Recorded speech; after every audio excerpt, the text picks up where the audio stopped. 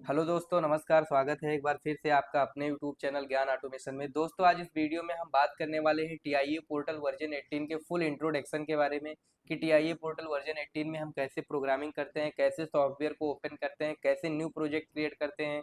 ये सब करने के बाद में अगर हम इसको सिमुलेशन में चलाना चाहें तो हम इसका सिमुलेशन कैसे चलाते हैं, और अगर हमें डायरेक्ट पीएलसी में डाउनलोडिंग अपलोडिंग करना है तो वो कैसे करेंगे। ये सारी डिटेल में बातें करेंगे, लेकिन उससे पहले आप लोगों से एक रिक्वेस्ट है कि अगर आप हमारे चैनल पर नए हैं और आपने अभी तक भी चैनल को सब्सक्राइब नहीं किया है तो प्लीज़ चैनल को सब्सक्राइब कर लीजिए, क्योंकि यहाँ पर हम आपको ऑटोमेशन की फ्री ट्रेनिंग प्रोवाइड करते हैं। तो आइए अब वीडियो शुरू करते हैं। दोस्तों, टीआईए पोर्टल वर्जन 18 जिसके पास भी नहीं है वो ऑनलाइन डाउनलोड कर सकते हैं।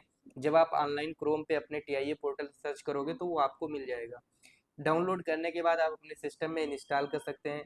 ऑलरेडी हमने टीआईए पोर्टल इंस्टॉल कर लिया है। तो आप जब टीआईए पोर्टल को इंस्टॉल करते हैं तो आपके पास यहाँ पर कई सारा सॉफ्टवेयर देखने को मिलता है, लेकिन आप ये ध्यान रखिएगा, आपको उसी सॉफ्टवेयर में प्रोग्रामिंग करना है जिसमें टीआईए पोर्टल वर्जन 18 लिखा रहेगा। आप देख सकते हैं स्क्रीन पर। ओके, आपको इस पे क्लिक करना है। जब आप क्लिक करेंगे तो ये इस तरीके से कुछ इंटरफेस आएगा, ओपन होगा। यहाँ पे आपको साइड में सीमेंस लिखा हुआ दिखेगा, एक साइड में आपको टोटली इंटीग्रेटेड ऑटोमेशन दिखेगा। ये ओपन होने के बाद में सबसे पहले यहाँ पे ओपन एग्जिटिंग प्रोजेक्ट आता है। मतलब अगर आप ऑलरेडी कोई प्रोजेक्ट बना करके रखे हैं तो आप उसको ओपन कर सकते हैं, नहीं तो यहाँ पे क्रिएट न्यू प्रोजेक्ट का ऑप्शन आता है। यहाँ से हम प्रोजेक्ट को क्रिएट करते हैं। ओके, उसके बाद माइग्रेट प्रोजेक्ट का भी ऑप्शन आता है, आप यहाँ से माइग्रेट कर सकते हैं प्रोजेक्ट को।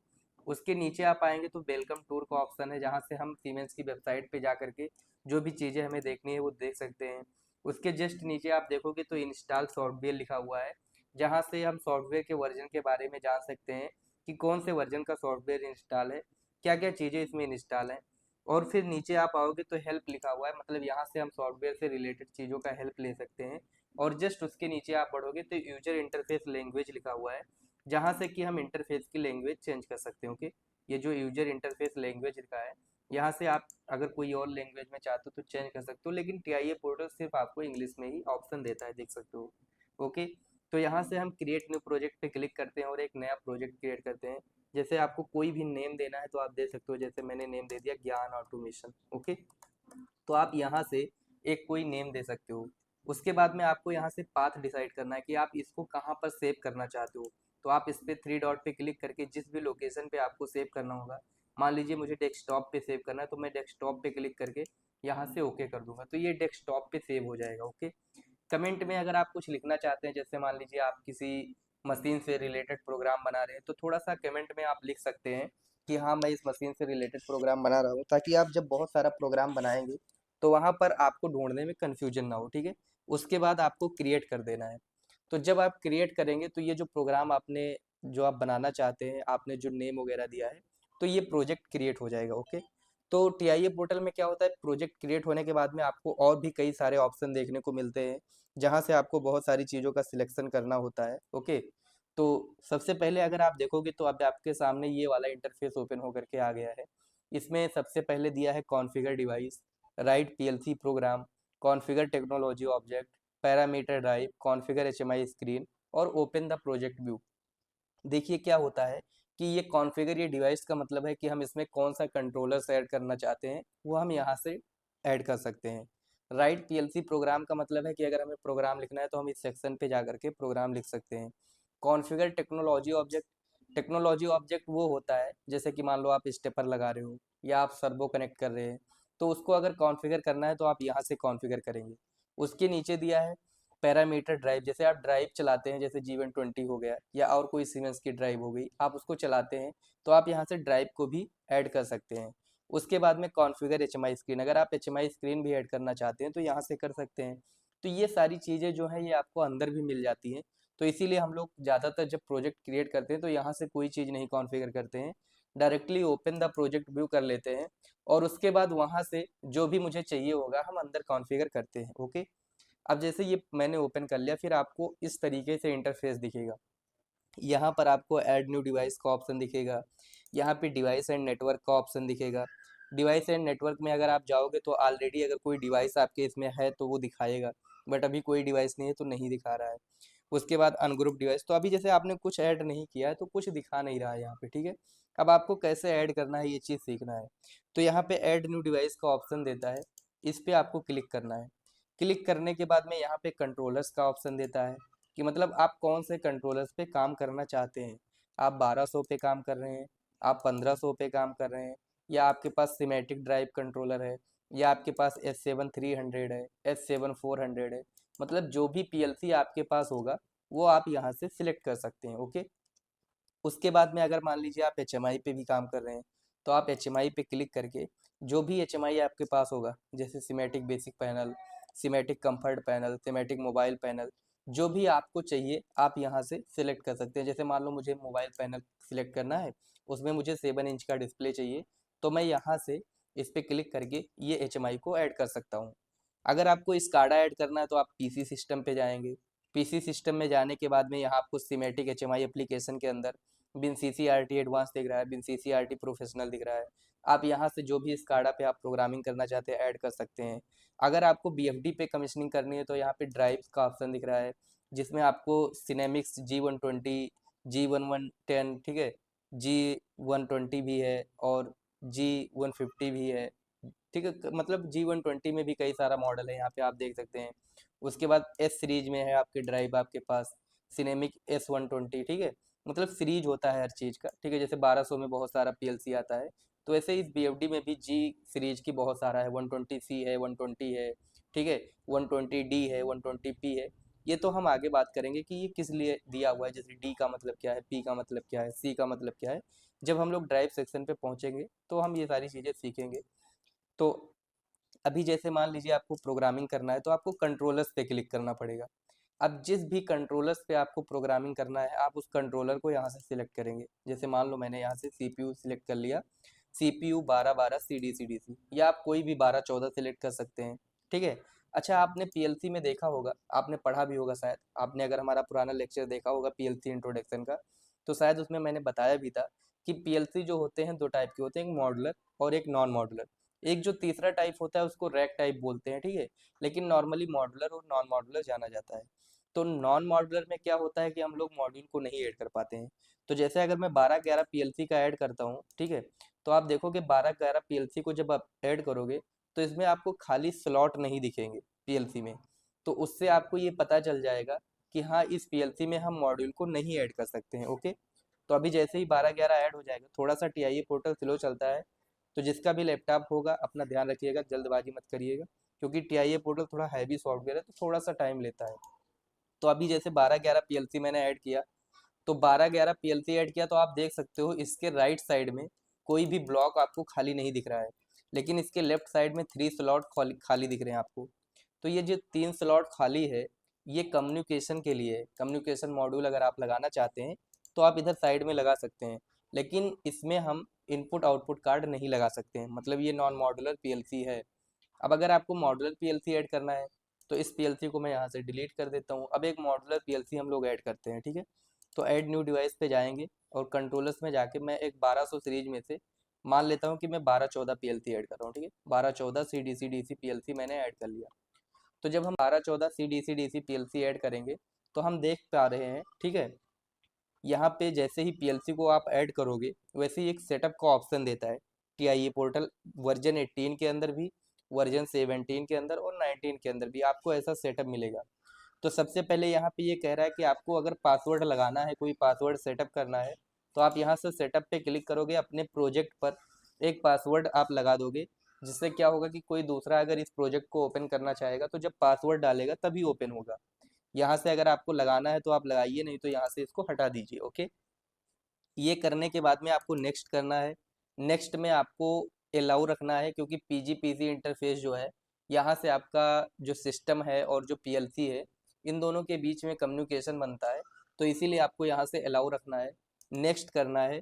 फिर यहाँ पे एक्सेस का ऑप्शन आता है, ठीक है। इसमें आपको कई सारा ऑप्शन दिखेगा, अभी तो यहाँ पे नो एक्सेस है। नो एक्सेस का मतलब क्या है कि आप कितना भी कोशिश कर लोगे लेकिन सिस्टम से आपका पीएलसी कभी कनेक्ट नहीं होगा, या पीएलसी एचएमआई आपस में कभी कनेक्ट नहीं होगा, क्योंकि हमने कोई एक्सेस ही नहीं दिया है। अच्छा, इसको जब हम ओपन करेंगे तो यहाँ पे कई सारा ऑप्शन दिखेगा। पहले HMI एक्सेस है, फिर रीड एक्सेस है, फुल एक्सेस। HMI एक्सेस का मतलब क्या है सिर्फ हमने HMI से ही एक्सेस दिया है। रीड एक्सेस का मतलब क्या है कि सिर्फ हम रीड कर सकते हैं, कोई चीज़ राइट नहीं कर सकते हैं।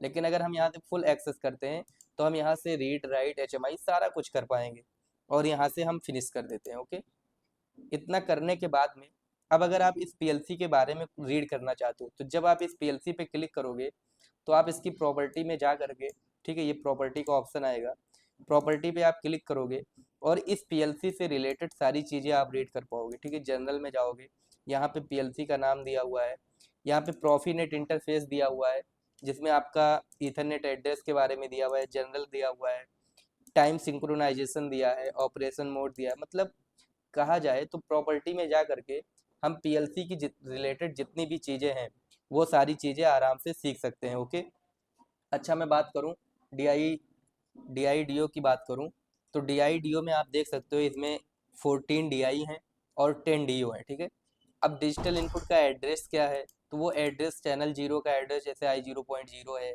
चैनल 1 का एड्रेस I0.1 है।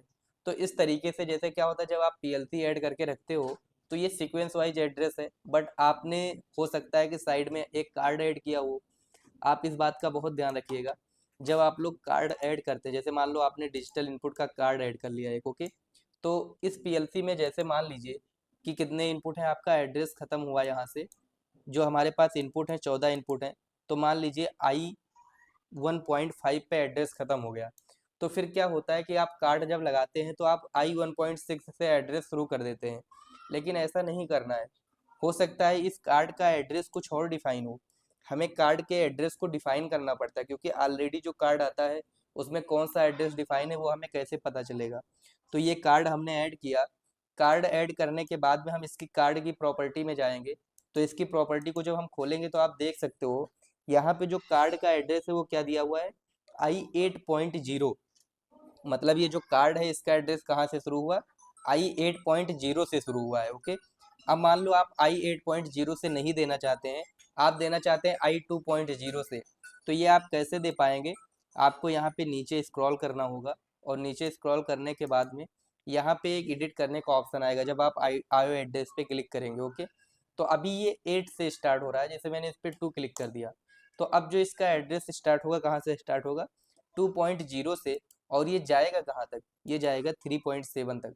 ठीक है, तो आप अब डिजिटल इनपुट का एड्रेस देख सकते हो यहाँ पे I2.0, I2.1, I2.2, इस तरीके से ये एड्रेस शुरू हो गया है। ठीक है, तो जब भी हम कार्ड को ऐड करते हैं तो इस बात का बहुत ध्यान रखते हैं कि हम किस तरीके से एड्रेस को डिफाइन करेंगे। अच्छा, अगर आपको डिजिटल आउटपुट का कार्ड ऐड करना है तो आप डिजिटल आउटपुट में जाएंगे, यहाँ से इस कार्ड को ऐड कर लेंगे। ठीक है, इस कार्ड को यहाँ से ऐड कर लेंगे। अगर आपको कम्युनिकेशन बोर्ड ऐड करना है पॉइंट टू पॉइंट, तो ये जो बीच वाला ऑप्शन होता है PLC में, एक खाली जगह होता है, यहाँ पे ढक्कन लगा रहता है, इसमें हम लोग कम्युनिकेशन बोर्ड लगा सकते हैं या हम सिग्नल बोर्ड लगा सकते हैं। मतलब जैसे कि आपके PLC में मान लीजिए 14 इनपुट है, 15 इनपुट हैं, अब क्या हुआ, 15 इनपुट थे या 15 आउटपुट थे जो भी हैं, अब क्या हुआ, सिर्फ आपको एक दो इनपुट आउटपुट की ज़रूरत है, तो आप पूरा मॉड्यूल मत खरीदने जाइए, क्योंकि पूरा मॉड्यूल आपको महंगा पड़ेगा, 16 इनपुट का या आप 8 इनपुट का लेंगे। ठीक है, तो हम क्या करते हैं कि अगर हमें सिर्फ एक दो इनपुट आउटपुट की ज़रूरत पड़ती है तो हम लोग सिग्नल बोर्ड खरीद लेते हैं। सिग्नल बोर्ड में हमें 4 इनपुट का सिग्नल बोर्ड मिल जाता है, हमें यहाँ से 2 इनपुट का भी सिग्नल बोर्ड मिल जाता है जिसमें 2 इनपुट 2 आउटपुट होते हैं। तो मतलब जहाँ मुझे एक दो इनपुट की ज़रूरत है या एक दो आउटपुट की ज़रूरत है, वहाँ पर हम पूरा मॉड्यूल ना खरीद करके एक सिग्नल बोर्ड लेते हैं और उसको बीच वाले सेक्शन पे लगा देते हैं, और यहाँ से भी हमें ऐड करना होता है। एक बात आप ध्यान रखिएगा कि जैसे अगर आप हार्डवेयर में मॉड्यूल ऐड कर रहे हैं तो आपको सॉफ्टवेयर में भी ऐड करना पड़ेगा सेम मॉड्यूल, तभी वो वर्क करेगा, नहीं तो वो वर्क नहीं करेगा। अब जैसे मान लीजिए आपको एक HMI चलाना है, HMI मान लीजिए आपका प्रोफीबस से चलता है, किससे, प्रोफीबस से चलता है। अब यहाँ पे आपका ईथरनेट का पॉइंट है, अब मुझे HMI को प्रोफीबस से चलाना है, तो हमारे पास इसमें पॉइंट तो है नहीं, तो हम क्या कर सकते हैं, हम यहाँ से अपना कम्युनिकेशन मॉड्यूल लगा सकते हैं। तो ये कम्युनिकेशन मॉड्यूल में प्रोफीबस का हम एक क्या कर सकते हैं, कम्युनिकेशन मॉड्यूल यहाँ पे ऐड कर सकते हैं। जब ये मॉड्यूल हम ऐड करेंगे तो यही सेम मॉड्यूल जो है हम मार्केट से ला करके हार्डवेयर में अपने PLC में भी ऐड करेंगे, इस बात को आपको विशेष ध्यान रखना है। ओके, अब जैसे इस मॉड्यूल के बारे में भी आप कुछ रीड करना चाहते हैं तो आप यहाँ से आकर के इसके बारे में रीड कर सकते हैं। अच्छा, अगर आपको एनालॉग इनपुट आउटपुट ऐड करना है तो यहाँ से आपको AI और AQ मिल जाएगा, ठीक है। अच्छा, जब आप लोग AI और AQ ऐड करते हैं तो आपने एक चीज़ ये देखा होगा कि यहाँ पे आपको AI 8 13 बिट लिखा हुआ दिख रहा है और AI 4 16 बिट लिखा हुआ दिख रहा है। तो भाई दोनों है एनालॉग इनपुट ही, लेकिन ये 13 बिट और ये 16 बिट का मतलब क्या होता है, ये बहुत एक इम्पॉर्टेंट पॉइंट है। और इसको समझाने के लिए थोड़ा सा लेक्चर बड़ा होगा, तो ये मैं आपको नेक्स्ट वीडियो में समझाऊंगा। और अगर आप लोगों ने अभी तक हमारा वीडियो कंटिन्यू देख रहे हैं, ठीक है, तो आप लोग वीडियो में कमेंट जरूर करिएगा कि सर 13 बिट और 16 बिट के रिलेटेड वीडियो बनाइए, क्योंकि ये एनालॉग का बहुत ही इंपॉर्टेंट टॉपिक है। आप जब मॉड्यूल का सिलेक्शन करते हैं तो वहाँ पर आप फंस जाते हैं कि हमें 13 बिट वाला लेना चाहिए या हमें 16 बिट वाला लेना चाहिए। तो हम उस वीडियो में आपको सारी चीज़ें बहुत अच्छे से एक्सप्लेन करके बताएंगे, क्योंकि आज अभी इंट्रोडक्शन का वीडियो हो रहा है। अगर आज हम उस पर जाएंगे तो बहुत बड़ा लेक्चर हो जाएगा, ओके। तो अभी सिर्फ आपको ये ध्यान रखना है कि अगर आपको एनालॉग इनपुट का कार्ड ऐड करना है तो आप इस मॉडल का कार्ड ला करके हार्डवेयर में भी ऐड कर सकते हो, तो वो चीज़ आपको सॉफ्टवेयर में भी ऐड करना पड़ेगा, ओके। तो कहने का तात्पर्य ये था कि अगर आपको मॉड्यूल ऐड करना है तो इस तरीके से आप मॉड्यूल ऐड कर सकते हो। अब मॉड्यूल वगैरह ऐड करने के बाद में आपको डिटेल पढ़ना है तो आप इसकी प्रॉपर्टी में भी जा सकते हो। थोड़ा सा हम डिवाइस एंड नेटवर्क में आते हैं। डिवाइस एंड नेटवर्क में जैसे कि ये अभी PLC है, ठीक है। ये जो हमारा इसमें जो मॉड्यूल लगा इसको हम डिलीट कर देते हैं, ठीक है। इस मॉड्यूल को हम डिलीट कर देते हैं। जैसे ये PLC है, तो अभी PLC से हमारा कुछ चीज़ कनेक्ट नहीं है, सिर्फ ओनली PLC है हमारे पास। तो इसीलिए यहाँ पे अभी कोई कनेक्शन नहीं दिखा रहा है। अगर यहाँ पर हमारे पास HMI होता, जैसे अभी मान लो नॉर्मली मैं एक HMI यहाँ पे रख देता हूँ। यहाँ पे मैं एक HMI ले लिया, ठीक है। और इस HMI को KTP 400 बेसिक है। अब इस HMI को अगर मुझे PLC से कनेक्ट करना होता तो हम क्या करते कि PLC से और HMI के बीच में यहाँ से कनेक्शन बना देते। जैसे ये भी ईथरनेट सपोर्ट करता है, ये भी ईथरनेट सपोर्ट करता है। तो यहाँ से अगर हम ड्रैग करेंगे तो यहाँ पे PLC और HMI के बीच में आप देख पा रहे हो तो एक कनेक्शन बन चुका है, ओके। तो इस तरीके से जब हम लोग HMI पढ़ेंगे, HMI के बारे में सीखेंगे, तो हम लोग इसका कनेक्शन बनाना सीखेंगे। बट अभी हमारे पास सिर्फ और सिर्फ PLC है, तो HMI को हम डिलीट कर देते हैं, ओके। अब PLC ऐड हो गया। PLC ऐड होने के बाद में अब आपको ये सीखना है कि हम प्रोग्राम कैसे लिखते हैं, ओके। तो प्रोग्राम लिखने के लिए, अच्छा, सबसे बड़ी प्रॉब्लम एक बात ये आती है जब आप लोग एक्चुअल में PLC पे काम कर रहे होते हैं, तो उस टाइम पे अगर PLC में कोई एरर आ गया, ठीक है, तो आप लोग उसको डिफाइन नहीं कर पाते हैं। तो जब भी कोई PLC में एरर आए तो आप PLC को अपने सिस्टम के साथ लगा करके उससे आप ऑनलाइन कनेक्ट हो जाइए। ऑनलाइन कनेक्ट होने के लिए यहाँ पे गो ऑनलाइन का ऑप्शन दिया हुआ है। ऑनलाइन कनेक्ट होने के बाद जब आप ऑनलाइन डायग्नोस में जाएंगे तो जिस चीज़ से एरर आया है, किस चीज़ का एरर आ रहा है, लाइट क्यों ब्लिंक हो रही है एरर की, वो चीज़ आपको ऑनलाइन डायग्नोस में यहाँ मिल जाएगा। जब डायग्नोस पे आप क्लिक करोगे, ठीक है, तो डायग्नोस स्टेटस में जब जाओगे तो यहाँ पे ये जो ब्लॉक आपको खाली दिख रहा है, यहाँ पे किस कंडीशन की वजह से एरर आ रहा है वो आपको यहाँ डायग्नोस स्टेटस में दिखेगा, ओके। तो आप उस चीज़ को क्लियर भी कर सकते हो। उसमें आपको दिखा देगा कि आयो फेलियर का है या पावर फेलियर का है, ठीक है, किस चीज़ का एरर है, वो सारी चीज़ें आपको यहाँ पे दिखाएगा। अब मान लीजिए प्रोग्राम लिखने की बारी आती है, तो प्रोग्राम लिखने के लिए हम लोग कहाँ जाएंगे, प्रोग्राम ब्लॉक में जाएंगे और यहाँ से मेन ब्लॉक में जाएंगे और इसके अंदर हम लोग क्या करेंगे, प्रोग्राम लिखेंगे। देखिए किसी भी PLC में अगर आप प्रोग्राम करते हैं तो उसके अंदर एक मेन ब्लॉक होना बहुत ज़रूरी है, क्योंकि बिना मेन ब्लॉक के आप सोचो आप प्रोग्राम लिख करके काम करवा लो, नहीं होगा। तो किसी भी PLC में अगर आप प्रोग्राम कर रहे हैं तो एक मेन ब्लॉक होना ज़रूरी है। अच्छा, जब आप ऐड न्यू ब्लॉक में जाते हो तो यहाँ पे आपको बहुत सारा ब्लॉक भी देखने को मिला है।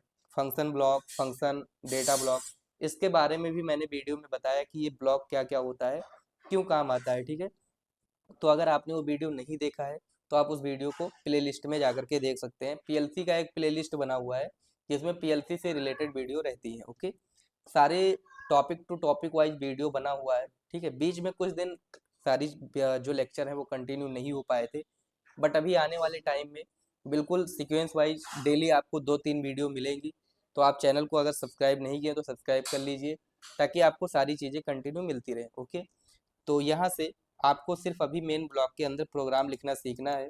फिर धीरे धीरे करके हम लोग क्या करेंगे कि हम लोग फंक्शन ब्लॉक भी सीखेंगे, फंक्शनल चार्ट भी सीखेंगे, डेटा ब्लॉक भी देखेंगे कि क्या चीज़ें हैं ये सब, ओके। तो यहाँ से मेन ब्लॉक आपने ऐड कर लिया। अब आप मेन ब्लॉक के अंदर लॉजिक लिख सकते हैं। लॉजिक लिखने के लिए आपको अगर येनो चाहिए तो यहाँ से येनो का सिंबल मिल जाएगा। आप येनो पे क्लिक करेंगे तो ये ऐड हो जाएगा। यहाँ से हम एक एड्रेस डाल सकते हैं I0.0, या हम यहाँ से I0.0 की जगह पे क्या डाल सकते हैं, M0.0, अगर आप I0.0 डालते हैं तो इसका मतलब पीएलसी ये समझेगा कि आप कहीं एक्सटर्नल हार्डवेयर से सिग्नल दे रहे हैं उसको, चाहे सेंसर की मदद से, चाहे पुश बटन की मदद से, मतलब कहीं बाहर से उसके पास सिग्नल आ रहा है। लेकिन जब आप मेमोरी लेते हैं और मेमोरी से किसी आउटपुट को ऑन करवाते हैं तो पीएलसी ये समझता है, देखो मेमोरी कहाँ है, मेमोरी पीएलसी के अंदर होती है। तो पीएलसी ये समझता है कि हाँ 0 नंबर मेमोरी से हमें क्या करना है, इस आउटपुट को ऑन करना है। ओके, तो जैसे मैं एक छोटा सा प्रोग्राम लिख लिया हूँ कि इस मेमोरी से हमें इस आउटपुट को ऑन करना है। अब हम क्या करेंगे, अगर हमारे पास पीएलसी है तो डायरेक्टली आप देखोगे यहाँ ऊपर, तो ये डाउनलोड टू डिवाइस का ऑप्शन आता है। यहाँ से हम डाउनलोड टू डिवाइस पे क्लिक करेंगे, पीएलसी के अंदर प्रोग्राम डाउनलोड हो जाएगा। बट मैं ये जानता हूँ जो सीखने वाले लोग होते हैं, जो घर से बैठ के सीखते हैं, ऑनलाइन सीखते हैं, उनके पास पीएलसी नहीं होता है। तो उनके पास अगर पीएलसी नहीं होता तो वो लोग सिमुलेशन का हेल्प ले सकते हैं। सिमुलेशन के लिए आपके पास आपके सिस्टम में इसका सिमुलेशन सॉफ्टवेयर इंस्टॉल होना चाहिए, जो कि आपको इस तरीके से देखने को मिलेगा। पीएलसी सिम लिखा रहेगा इस पे, ठीक है। तो आपको इस तरीके से देखने को मिलेगा। आपको करना क्या है, जैसे ये प्रोग्राम आपने बना लिया तो यहाँ पे जहाँ पे डाउनलोड का ऑप्शन है, इसके जस्ट बगल में आप देखोगे दो ऑप्शन छोड़ करके, तो यहाँ पे आपको सिमुलेशन का ऑप्शन दिखेगा। आपको इस पे क्लिक करना है। ये टीबी जैसा सिंबल दिख रहा है आपको, ठीक है। इस पे आप जब क्लिक करेंगे तो यहाँ से आपको ओके करना है, ठीक है। जब आप ओके करोगे तो वो जो सिमुलेशन वाला सॉफ्टवेयर अभी मैंने आपको दिखाया था, वो सॉफ्टवेयर यहीं से ऑटोमेटिक ओपन होकर के आएगा, ठीक है। अब जब ये ओपन होकर के आया तो जिसके पास भी वर्जन 18 है, वर्जन 19 है या वर्जन 17 है, वो लोग ध्यान दीजिएगा। जब ये ओपन होकर के आया तो आपको यहाँ से होम वाले सेक्शन से हट करके दूसरे सेक्शन पे आना है। ओके, जब आप दूसरे सेक्शन पे आओगे तो यहाँ पे आपको एक पीएलसी ऑलरेडी इस तरीके से दिखा रहा है। अगर किसी में ये पीएलसी नहीं दिखाएगा तो उसको क्या करना है, उसको यहाँ से S7 1200 में जाना है और पीएलसी को ऐड कर लेना है। इस बात को ध्यान रखना। पीएलसी को ऐड करने के बाद यहाँ पे एक पावर का बटन लगा हुआ है, इस पावर के बटन को ऑन कर देना है जिससे कि पीएलसी रन हो जाए। अभी पीएलसी रन में हुआ है बट ये ऑरेंज कलर का, ये ग्रीन कलर का भी नहीं हुआ। अभी यहाँ पे आप देखोगे तो ये अनकॉन्फिगर्ड है, मतलब बस सिर्फ 1200 सीरीज ऐड हुआ है, बट 1200 की कौन सी पीएलसी है वो चीज़ अभी नहीं ऐड हुआ है। वो कब ऐड होगा, यहाँ से आपको इसको मिनिमाइज करना है। अब आपको यहाँ से कनेक्ट करना है। जब आप कनेक्ट करोगे तो जो आपने प्रोग्राम बनाया है, प्रोग्राम में जो आपने पीएलसी लिया है, ये पीएलसी आपका कहाँ से कनेक्ट होगा, ये सिमुलेशन से कनेक्ट होगा। सिमुलेशन आप ऐसा समझ सकते हो कि वो एक हार्डवेयर रखा हुआ है आपके पास, ठीक है। यहाँ से आपको लोड करना है। लोड करने के बाद में ये जो नो एक्शन आता है, यहाँ से स्टार्ट मॉड्यूल करके आपको फिनिश कर देना है। जब आपने यहाँ पे परफेक्ट तरीके से डाउनलोड कर दिया, अब अगर आप सिमुलेशन को ओपन करोगे तो आप देखोगे पीएलसी रन मोड में है, पूरा एकदम से ग्रीन हो गया। ओके, आपको क्या करना है, यहाँ से मिनिमाइज कर देना है। अब मान लीजिए आपने ये प्रोग्राम बनाया, इसको आपको चला के चेक करना है। आप क्या करोगे, यहाँ से मॉनिटरिंग मोड को ऑन करोगे। जब आप मॉनिटरिंग मोड को ऑन करोगे तो अभी देखोगे तो जहाँ तक सप्लाई आ रही है वहाँ तक क्या है, ग्रीन है। लेकिन जहाँ सप्लाई नहीं जा रही वहाँ पे डॉट डॉट करके ब्लू कलर में है। ओके, अच्छा अब मान लो मुझे मेमोरी ऑन करना है, तो मैं इस पर राइट क्लिक करूंगा और यहाँ से मॉडिफाई पे जाऊंगा। मॉडिफाई 1 का मतलब होता है किसी चीज़ को प्रेस करना, और मॉडिफाई 0 का मतलब होता है कि उस चीज़ को छोड़ना, ठीक है। तो यहाँ से मैं मेमोरी को ऑन किया, तो मेमोरी ऑन होने से क्या हुआ, ये आउटपुट ऑन हो गया। और अगर यहाँ से मैंने मेमोरी को ऑफ किया तो ये आउटपुट ऑफ हुआ। 10 का मतलब तो सभी लोग जानते हैं, ऑन और ऑफ, ठीक है। अच्छा, जब कोई पीएलसी में एरर आता है ना, तो जब आप ऑनलाइन कनेक्ट हो जाओगे तो ये जो मेंटेनेंस और ये एरर का लाइट, यहाँ पे एरर का ऑप्शन दिख रहा है ना, तो यहाँ पे ये ब्लिंक होता रहेगा एरर का ऑप्शन। आपको इससे पता चलेगा कि हाँ पीएलसी आपकी एरर में है। फिर आप यहाँ पे जो डायग्नोस का ऑप्शन है, जैसे ऑनलाइन डायग्नोस का, अभी जैसे मैं सिमुलेशन के साथ ऑनलाइन कनेक्ट हो गया हूँ, अब मैं डायग्नोस स्टेटस पे चेक करता हूँ तो ये क्या दिखा रहा है, आप देखो मॉड्यूल एग्जिस्ट ओके, मतलब अभी कंडीशन ओके, अभी किसी भी प्रकार का एरर नहीं है। जब कोई एरर होता है तो यहाँ पे डायग्नोस स्टेटस में वो चीज़ दिखाता है कि आपका पावर फेलियर का एरर है, या आपका इनपुट आउटपुट मॉड्यूल का एरर है, या किस चीज़ का एरर है, वो सारी चीज़ें यहाँ पे आपको दिखाता है। तो इस तरीके से मान लीजिए आपको इसी में एक और प्रोग्राम ऐड करना है, तो आप यहाँ से दूसरे नेटवर्क में भी बना सकते हैं और सेम नेटवर्क में भी ऐड कर सकते हैं। यहाँ से चलो मैंने ले लिया M0.1 ले लिया, और इससे मैं क्या करूँगा, Q0.2 को ऑन करूँगा। क्या करूँगा, Q0.2 को ऑन करूँगा। तो जब भी कुछ थोड़ा सा भी आप चेंजेज करोगे, थोड़ा सा भी, तो आपको क्या करना पड़ेगा, प्रोग्राम को डाउनलोड करना पड़ेगा, तभी पीएलसी इस बात को समझेगा। तो यहाँ से हमने डाउनलोड कर दिया। ओके, ये हमने लोड कर दिया। अब क्या है, अगर हम इसको मॉडिफाई करेंगे, मॉडिफाई 1 तो ये आउटपुट ऑन हुआ, मॉडिफाई 0 तो ये आउटपुट ऑफ हुआ। अच्छा, आप एक बात ध्यान रखिएगा, जब आप ये सब मान लीजिए चेक कर लिए तो आप यहाँ से ऑफलाइन जा सकते हैं, ठीक है। अब मान लीजिए आपको टाइमर लेना है, आपको काउंटर लेना है, आपको कंपेरिजन लेना है, तो वो सारी चीज़ें आपको मिल जाएंगी इंस्ट्रक्शन लिस्ट में। जब आप इंस्ट्रक्शन लिस्ट को ओपन करोगे तो यहाँ पे बिट लॉजिक ऑपरेशन दिया हुआ है, जिसमें बहुत सारा चीज़ें हैं। ये सारी चीज़ें मैं बता के रखा हूँ। यहाँ पे टाइमर ऑपरेशन है, टाइमर ऑपरेशन के बारे में है, काउंटर ऑपरेशन है, कंपरेटर ऑपरेशन है। जो हमारा पीएलसी का सेशन चल रहा था उसमें कंपरेटर ऑप्शन तक हो गया था, मैथ फंक्शन भी हो गया था। यहाँ पे मूव फंक्शन के आगे क्लास नहीं हुआ था, क्योंकि कुछ प्रॉब्लम्स हो जाने की वजह से हम उस क्लास को कंटिन्यू नहीं कर पाए थे। तो अभी आने वाले 4-6 दिन में उस सेशन को एंड करके और एक नया फ्रेश ऑनलाइन बैच शुरू किया जाएगा बिल्कुल फ्री में, जिसमें कि बेसिक से लेकर के सारी चीज़ें सीक्वेंस वाइज करवाई जाएंगी। क्योंकि लाइफ में बहुत सारी प्रॉब्लम्स होती हैं जिसकी वजह से बाधाएं आ जाती हैं। तो वो हमारा जो सेशन चल रहा था उसमें बाधाएं आई, जिसकी वजह से वो पूरा नहीं हो पाया। तो उम्मीद है कि इस बार जब हम सेशन स्टार्ट करेंगे, फ्री पीएलसी बैच स्टार्ट करेंगे यूट्यूब पे ऑनलाइन, उसका एक टाइमिंग होगा कि डेली शाम को 8 बजे या 9 बजे वीडियो आएगी। क्योंकि आप लोगों को भी थोड़ा सा इंतजार रहता है कि कितने बजे वीडियो आएगी, तो उसके अकॉर्डिंग हम सीक्वेंस वाइज सारी चीज़ें चलेंगे।